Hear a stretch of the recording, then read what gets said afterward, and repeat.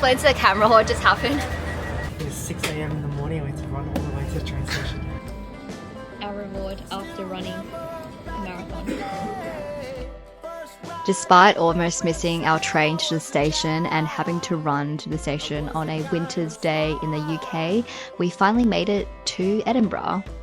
The first thing we did was to take the tram to our hotel in the centre of the city, and we stayed at a Premier Inn in the Haymarket neighbourhood, and honestly, despite the small size of our room, it had everything we needed and was a great location. After dropping off our bags, we explored the beautiful streets of Edinburgh, starting with Victoria Street, which is one of the most touristy streets in the city, and there was a Harry Potter themed gift store, but there was like a massive line outside, so we just decided to go in later.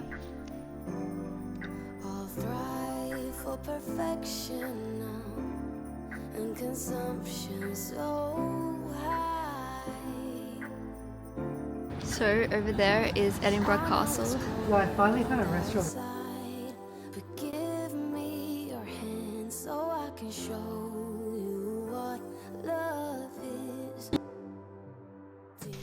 For lunch, we went to this place called Moss Kitchen, which I found on Reddit after searching for cheap eats in Edinburgh. I got some mixed veggie curry, and what did you get? Biryani and chicken tikka masala. Nice. Okay, ready to eat. It's good.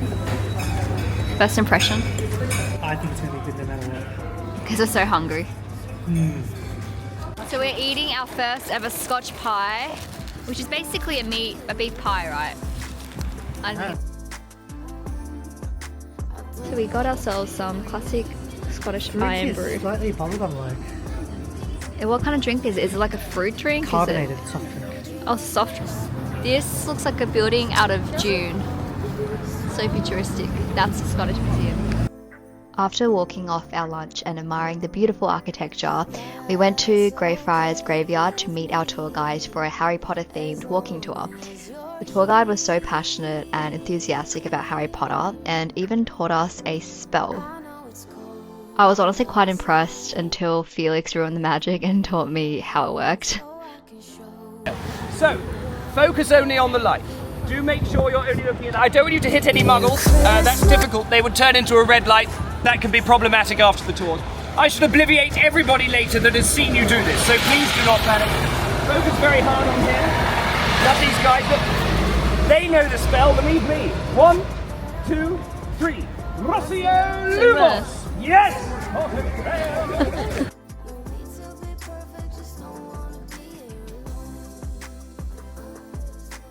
The graveyard actually inspired a few character names in Harry Potter, including the infamous Tom Riddle. Right near the graveyard was a castle-like building which our tour guide explained is actually an expensive private school, which ironically was originally a school for orphans. Though we did hear they offer scholarships for orphan children, which I guess somewhat makes up for it.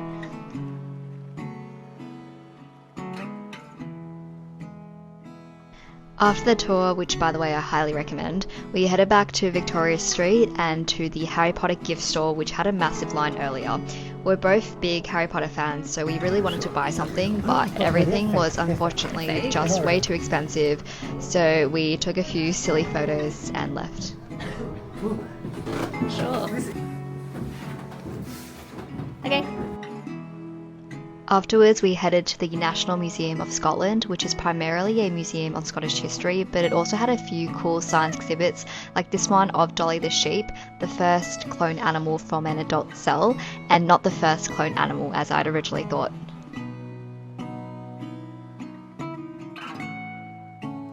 Crazy that it took so long for them to travel, and now it just takes us 24 hours. That is just crazy.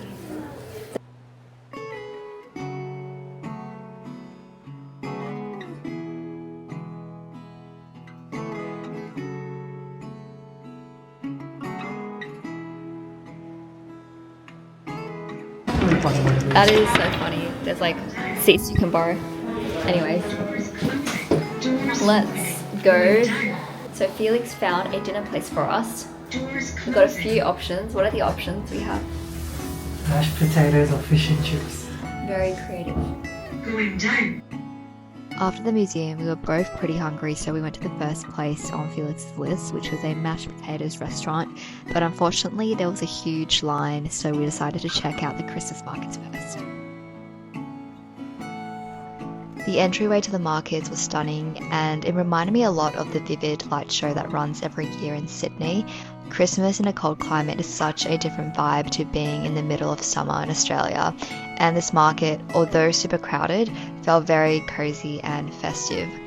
We didn't end up buying anything at the markets as per usual, because usually all the food is just overpriced at these markets, but we really enjoyed strolling around and appreciating all the lights.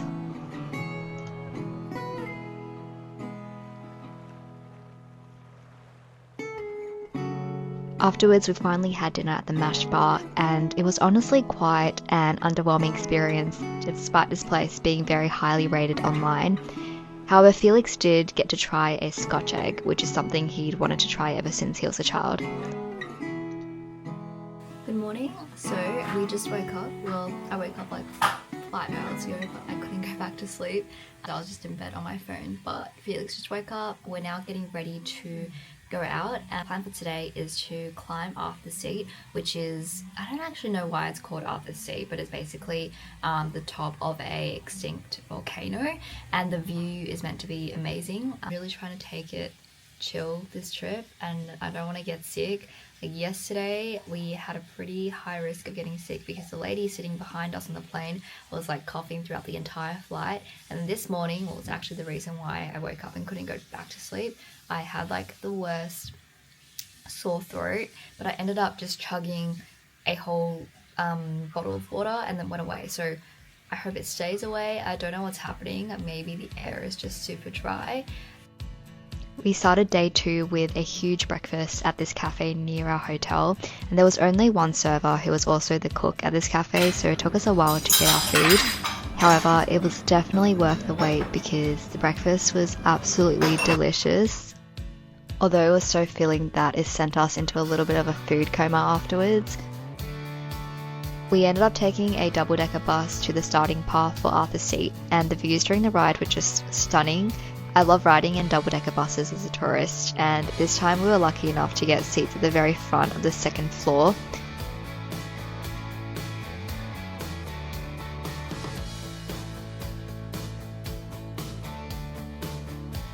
We went to the Scottish Parliament for a quick bathroom break and had to go through security clearance to use the bathroom there, which is understandable given it's the Parliament. How green everything is here. We then started our ascent up to Arthur's Seat. It's difficult to capture in videos or words just how breathtaking this climb was. The grass in Scotland is just so green and lush, and this greenery was such a beautiful contrast against the uniform sandstone of the medieval buildings in the city skyline.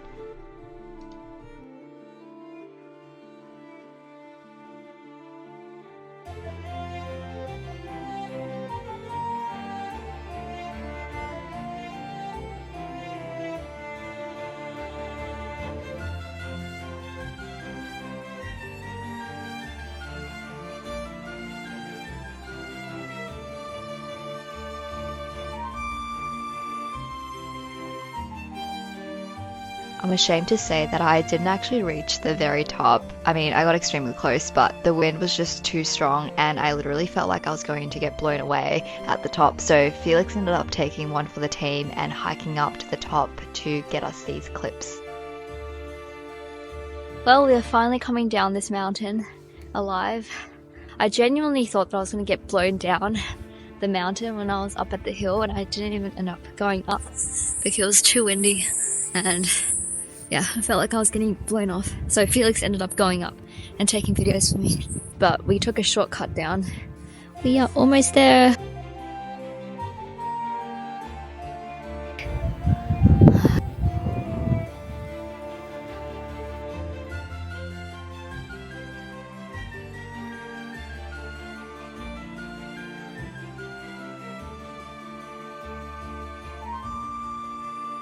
After our hike, we were extremely hungry, so we went to this famous bagel place called Broth's Bagels in Portobello. The bagels were amazing, and they reminded us of the bagels we had in Montreal, which I believe is the place that actually inspired the owners of this bagel shop.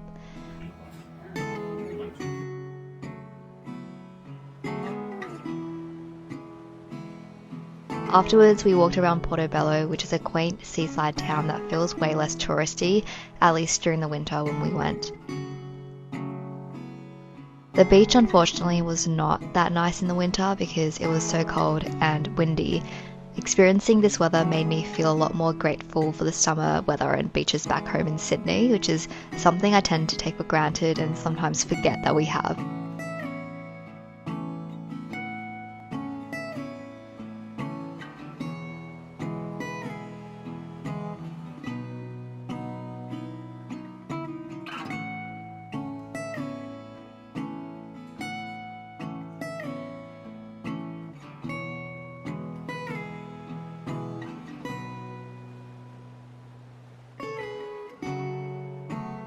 As the sun was setting, we made our way to Carlton Hill, which is a viewpoint from which you can see the National Monument, which is a monument to the Scottish soldiers and sailors who died fighting in the Napoleonic Wars. There were so many tourists there, so we couldn't get many good photos, but nonetheless, we enjoyed the stunning view of the city at sunset. The moon.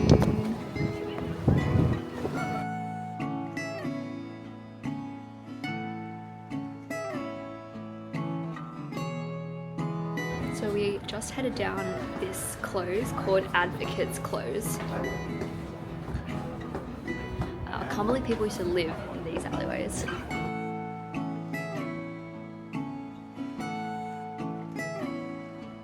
Before dinner, we ended up getting a drink at the Elephant House on Victoria Street, which is a cafe that J.K. Rowling wrote parts of Harry Potter.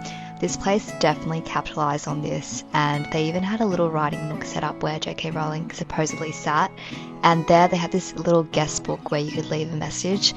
I wrote a short summary of our day here, hoping to come back one day and read the message.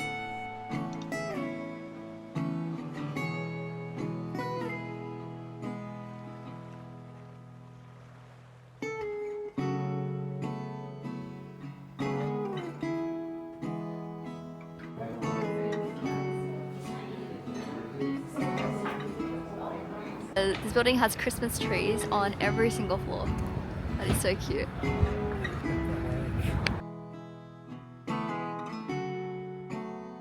We came here to see the castle and it is all dark now.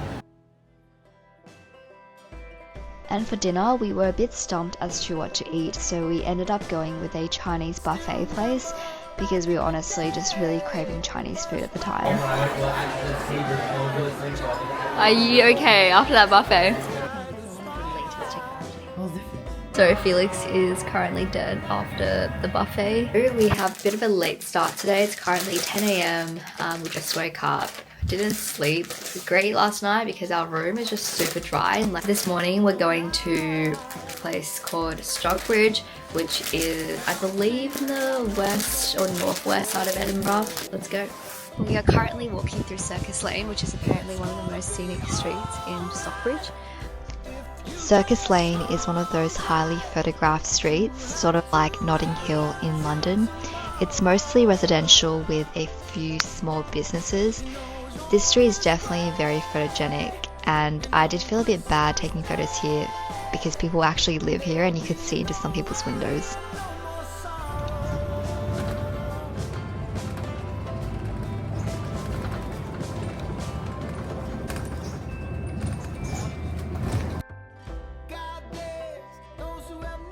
As a midday snack, we got ice cream from Mary's Milk Bar. Their hot chocolate with dark chocolate ice cream was amazing, and it is still to this day the best hot chocolate I've ever had. And that's a lot given I've tried hot chocolate in basically every single city I visited during this Europe trip. As we were walking through the city, we stumbled on the Writers' Museum, which displays some personal belongings of famous Scottish writers such as Robert Burns, Walter Scott, and Robert Louis Stevenson.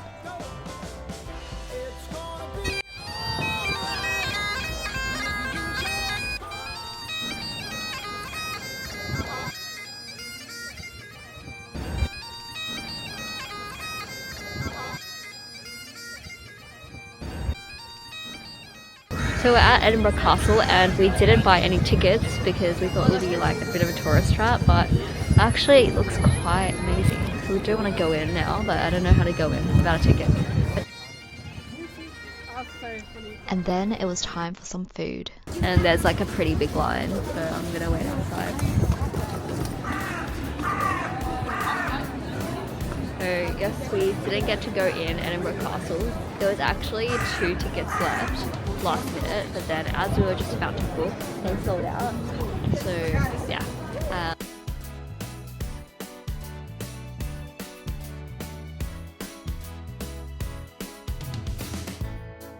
This is the crepe place.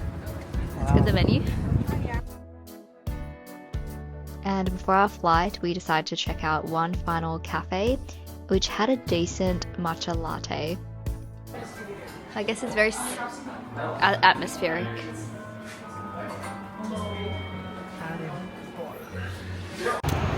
Perfect drink for a cold winter's day. And we now have 30 minutes on the clock.